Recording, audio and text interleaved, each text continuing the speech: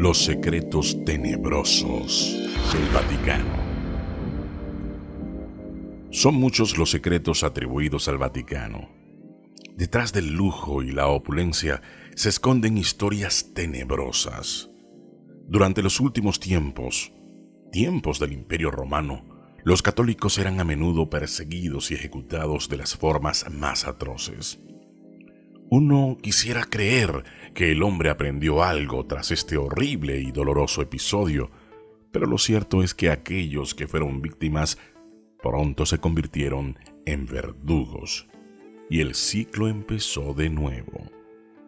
El Vaticano es la cuna de la fe de miles de millones de personas alrededor del mundo, pero con tanta historia en su haber, tiene sin dudas capítulos malos y también atroces.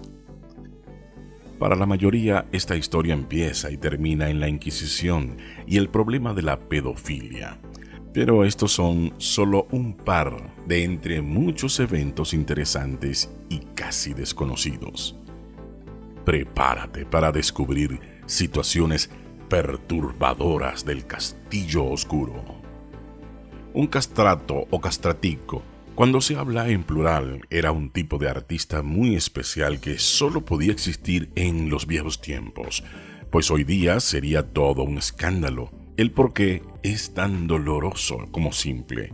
Los castrati eran personas a quienes de niños se les sometía a una castración, es decir, se les cortaban los testículos con la finalidad de que conservaran por siempre una voz aguda y delicada, que sirviera para cantar temas, a menudo religiosos, con el que deleitaban a nobles reyes y autoridades eclesiásticas.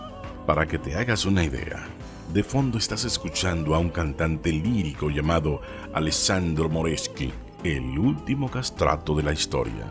Antaño había toda una delegación vaticana que iba de ciudad en ciudad y de pueblo en pueblo pagando buenas cantidades de dinero a los padres de todo aquel niño que supiera cantar bien, no solo para llevárselos a un estricto conservatorio y entrenarlos en este arte, sino además para someterlos a una castración.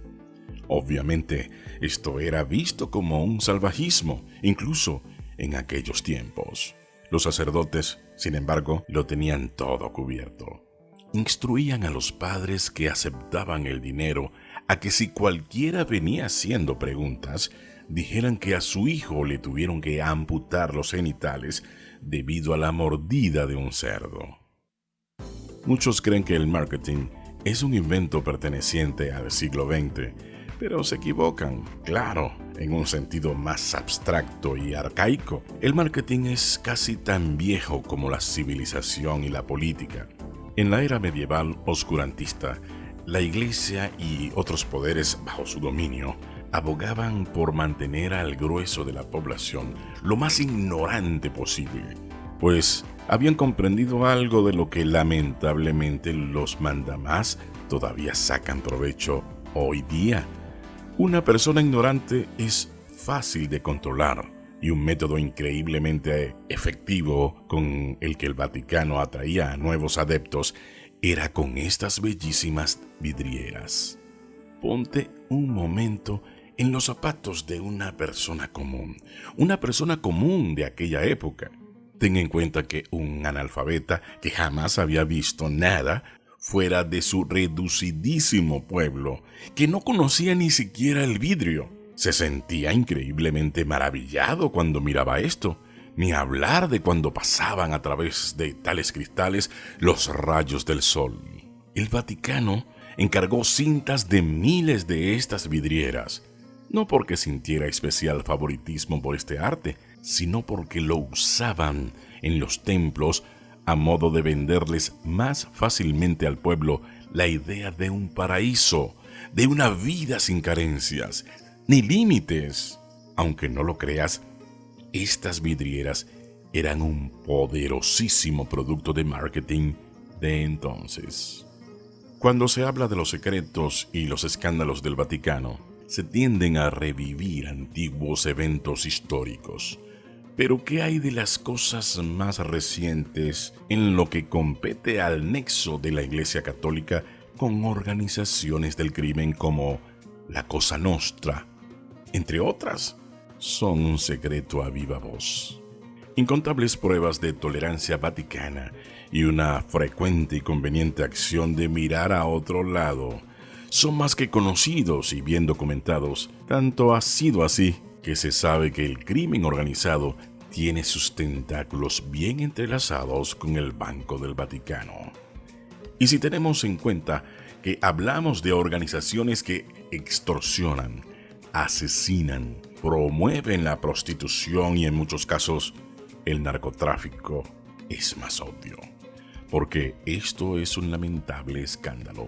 En tiempos recientes se ha visto un esfuerzo de los miembros más altos de la cúpula vaticana por deshacerse de este romance con el crimen organizado, pero los deseos solos no preñan. No todo tiene que ser necesariamente oscuro. El Vaticano también guarda secretos tragicómicos, tanto que te pueden hacer sonreír. La siguiente alegación puede prestarse a discusión, pero pasa que según muchos entendidos, este fue el más grande artista de la historia. Fue un arquitecto, pintor y escultor, y en todas esas disciplinas excedió de tal manera que, incluso en pleno Renacimiento, periodo histórico que parió a varios de los artistas más importantes en la historia, nadie igualó a Miguel Ángel. Estamos hablando del hombre que ideó y pintó la Capilla Sixtina, el cuadro de la creación de Adán, y también esculpió esto. Sé que todo lo que apareció en pantalla lo reconociste. Considera que todo eso es obra de la cabeza y mano de una sola persona, pero había un detalle que hoy para nosotros no es un problema, pero en aquel entonces sí. Miguel Ángel era homosexual. Y no precisamente un tipo del homosexual discreto. Era amanerado y del tipo escandaloso para adorar a la píldora. También tenía carácter de artista. Pero lo salvaba el hecho de que era Miguel Ángel, el más grande, el creador de obras delicadas, el consentido de la Iglesia Católica. Eran obras tan maravillosas que hoy, luego de más de 460 años de su muerte, reconoces. Por otro lado, tenemos a el Papa. El Papa de ese entonces, Giuliano della Rovere, nombre del pontífice Julio II, también conocido como el Guerrero, no tanto por su pasado, sino por su mal carácter. Te podrás imaginar a todo el mundo expectante, con los pelos de punta, cuando el Papa Julio II, burócrata con recio temperamento, y Miguel Ángel, un artista con carácter, estaban en el mismo cuarto. Era una situación más o menos así. Pero lo interesante de esta historia es que, aunque no lo creas, ambos eran muy buenos amigos. Hay quienes creían que se odiaban, pero no, se estimaban muchísimo.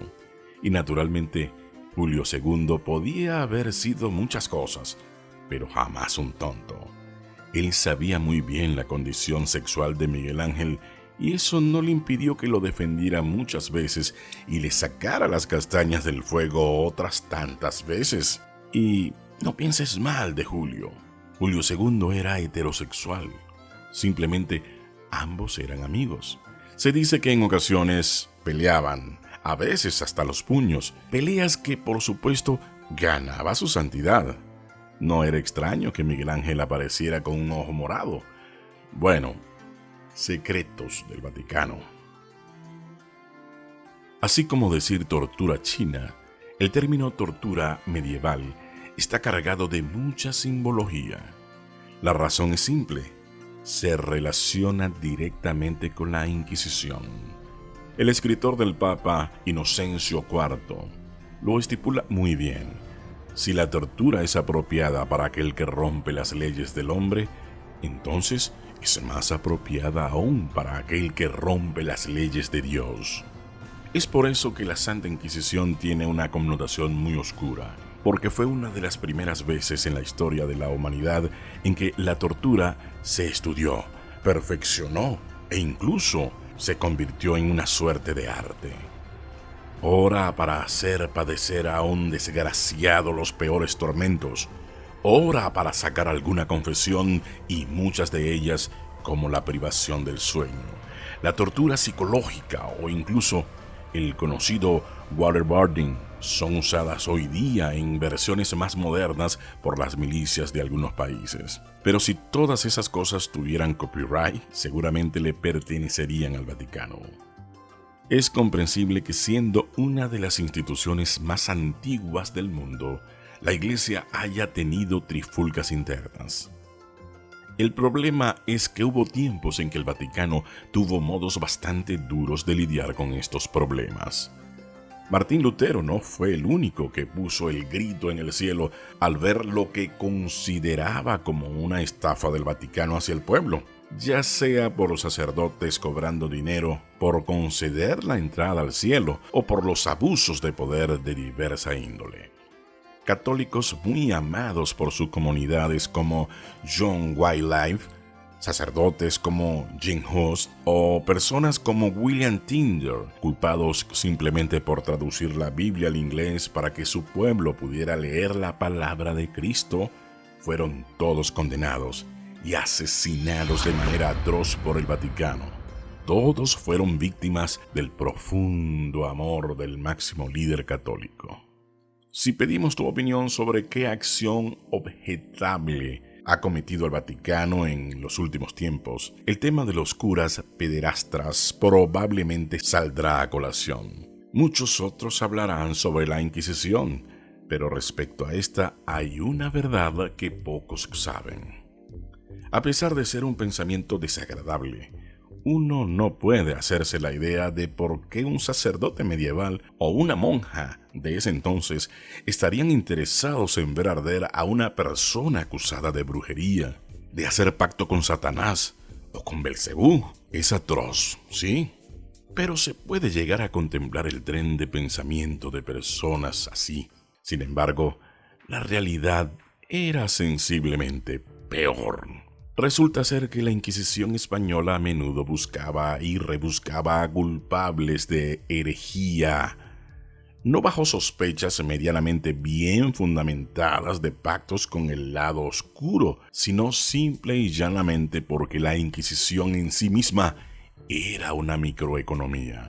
Desde los fiscales hasta los verdugos, pasando por las prisiones, el personal de estas y los mismos sacerdotes que oficiaban de jueces estaban metidos en esta microeconomía. Si uno piensa en la Inquisición, en lo que era, cuesta creer que el concepto pueda ser todavía más grotesco hasta este momento.